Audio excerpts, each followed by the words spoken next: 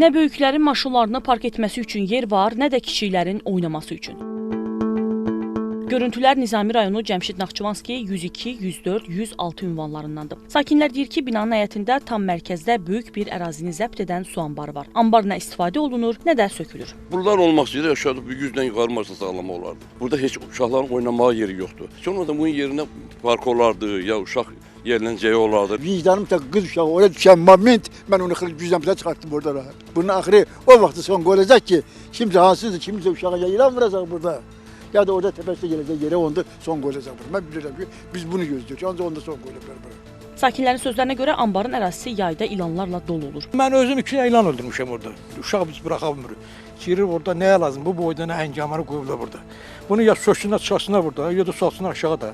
Belə olmaz axı. Gör həyətin nə qədər yeri zəbt edib bu. Sakinlər məsələ ilə bağlı aidiyyatı qurumlara müraciət ediblər, lakin problem hələ də həllini tapmayıb. Neçə müddətdir qəbula gedir, şikayətlərə gedir, heç bir nəticə vermir. Təmir eləsinlər, yerin altına salsınlar, ya da bunu buradan götürsünlər, uşaqlar üçün meydança düzəlsinlər. Problemlə bağlı iri şəhərlərin Birləşmiş Su Təchizatı xidmətinə müraciət etdik. Bildirildi ki, həyətdəki anbara baxış keçirilib, müvafiq sənədlər hazırlanıb. Həmin su anbarının sökülməsi nəzərdə tutulmur. Yaxın gələcəkdə təmin olunacaq və istismara veriləcək. Şəbnəm Qurbansoy, Davud İbrahimov, Xəzər xəbər.